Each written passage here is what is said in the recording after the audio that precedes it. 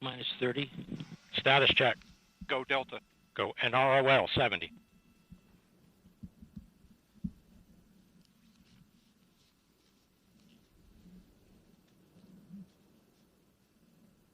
Minus 15. Rope ignition. 10. T minus Mr. Start. 10, 8, 9, 8, 7, 5, 6, 4, 5. We have ignition. 2, 1. Left off. And liftoff of the final United Launch Alliance Delta IV Heavy rocket, carrying NROL-70 for the National Reconnaissance Office and closing Delta's 6-decade legacy of excellence in space.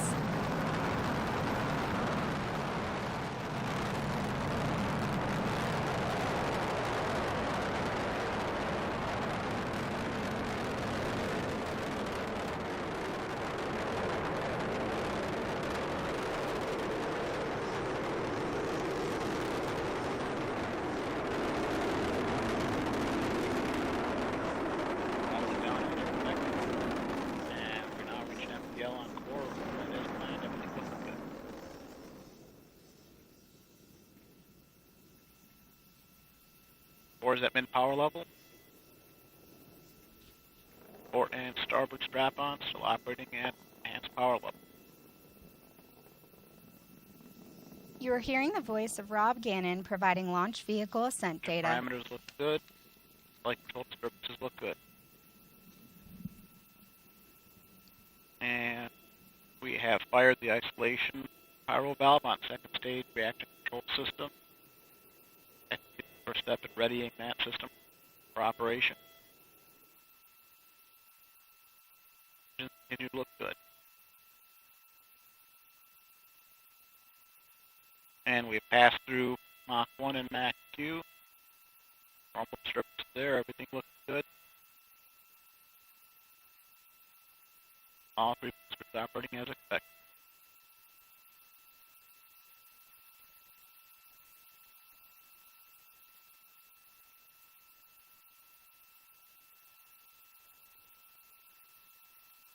All three boosters operating as expected. Everything looks good. And we fired the pyro valve, pressurizing the reactor control system on the second stage.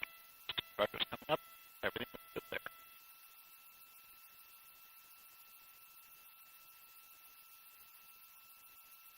What we're looking for is going to closed loop guidance.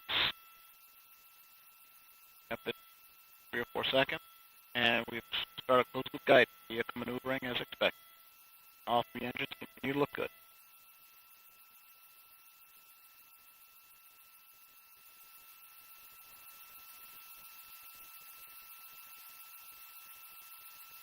And we are 3 minutes to Corbico.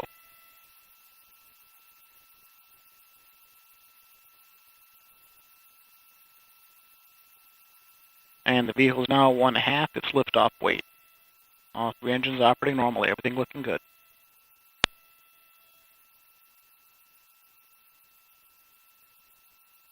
And the vehicle's now 29 nautical miles in altitude, 64 miles downrange, traveling at 5,300 miles per hour.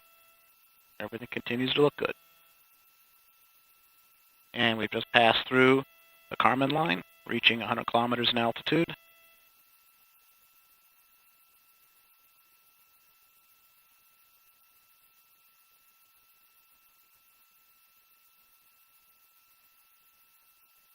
Everything looking good. 2 minutes to Corbico. Coming up on throttle down on the strap-ons. And we've begun throttling down the strap-on boosters in preparation for cutoff. We've now achieved min-power level on the strap-ons.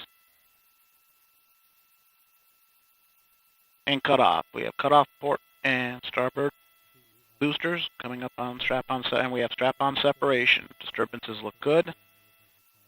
Throttled up the core booster. We're now at EPL on the single stage booster. And we've re-enabled steering following separation of the strap-ons. Everything looking good. We just heard confirmation of port and starboard booster jettison. We have about a minute and a half until we reach our next And we've mission started event, LOX booster phase engine showdown cutoff. on the RL-10.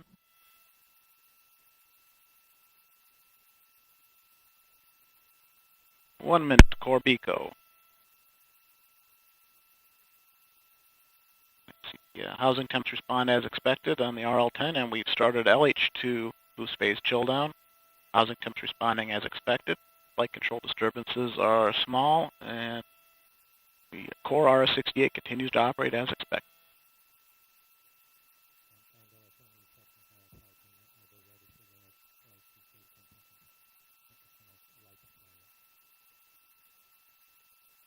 About 20 seconds to our next mark event, throttling down the core booster in preparation for BECO.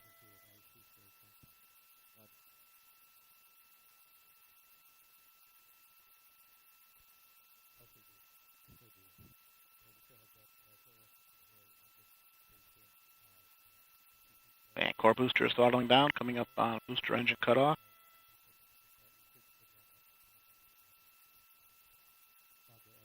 And we have BECO.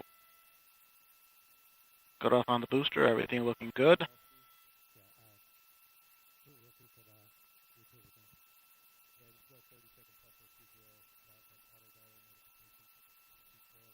And state operation occurred right as expected. NEDs have deployed. And we have pre-start, start, and full thrust. RL-10 is up and running normally. Everything looking good. Enabled steering of the second stage. Second stage operating normally. Coming up on bearing separation.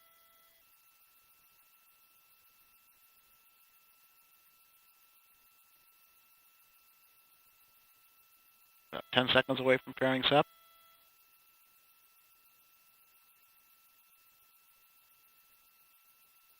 5 seconds to pairing sep, and we have pairing separation. Disturbances look good. Upper stage is operating normally. And once again, steering has been re-enabled after the separation event.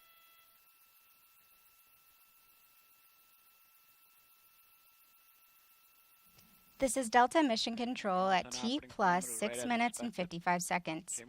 We just heard flight commentator Rob Gannon confirm the successful completion of the early phase of today's flight, and all systems continue to operate nominally. While the mission has just begun, we did just see liftoff of the last Delta rocket. Here's ULA President and CEO Tory Bruno. Well, good afternoon. A lot of you know that the Delta IV Heavy is, of course, the most metal of all rockets, setting itself on fire before it blasts into space. But I also want to talk about its tremendous contribution to our nation, to exploration, to national security.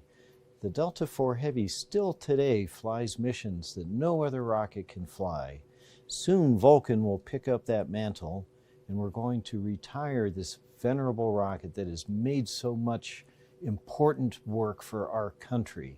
And I want to thank everyone who has been involved with the Delta IV Heavy. We have many employees who are here for the very first Delta IV launch, who are still here now for the last Delta IV launch to send off this great vehicle into its well-earned retirement. Thank you all.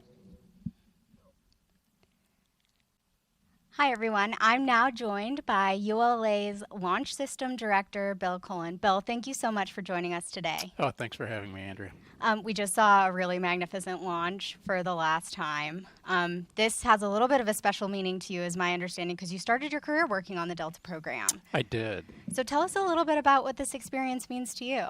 Well, so it is bittersweet, Yeah. but it's very exciting, and it's a great evolution.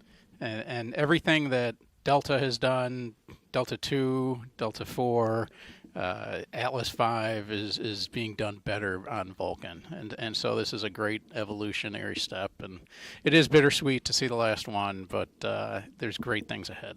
So. It is. It's exciting, too. I know you and I have worked on Vulcan for a long time.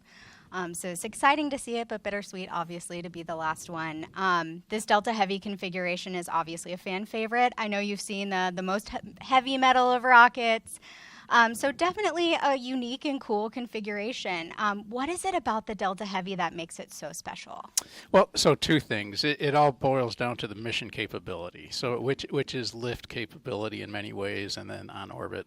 But the lift capability, the no solid motors, pure liquid, the 3 strap-ons, the slow, majestic liftoff, It is really is just majestic. inspiring. Yeah. And there's nothing like it. It makes your heart go. I really felt it. Like, I feel like more than any other rocket launch, you really feel it Yeah. in your bones and in the vehicle. So it's just such a cool thing to see, and kind of sad is. for it to be the last one. So speaking of last, let's talk a little bit about first. So earlier in January, we experienced our first Vulcan rocket. Went off pretty flawlessly, in my personal opinion, which Absolutely. is kind of a big deal for the first one. We also have an exciting time coming up with the first crew flight test coming up here very shortly, actually. So with all those firsts, we are looking at one of our lasts with the Delta configuration in the Delta Heavy. So what would you say was this program's greatest accomplishment? The greatest is hard to pick. Just pick one, So or a handful. so if you look at all the national security things, intelligence, the GPS constellation, everybody uses GPS, right? And the mapping capabilities. I mean, you want to know where you're driving. You want to see what your house looks like in satellite view. Everybody can do that in part because of the satellites. And we've every launched. day, we use it every day, right? Every Yeah. day it's touched all of us. Yeah, it's amazing. It's such a cool thing. I mean, working at ULA, just to be a part of that small experience that we have here, but know the huge impact that it has. I mean, just an exciting time. Yeah, we're enablers. We are enablers, and we work on rockets, which is Yeah. really cool. Yeah. Well, Bill, that's all the questions that I have for you today, but I do appreciate you joining us, and just really thank you for being here for this exciting last, and looking forward to a year of firsts for us and many, many more coming here in the future. Absolutely, to mission success. Great. Thank you so much. Yep. Well, we're just about to log up here for today, but before we do, I do want to thank Ben Chilton and Rob Gannon for their support of today's broadcast. You can follow more about ULA and learn more about our rockets at ulalaunch.com. However, before we log off, let's look at one more majestic look of that last Delta launch, lifting off the pad for the very last time. Thanks for joining us.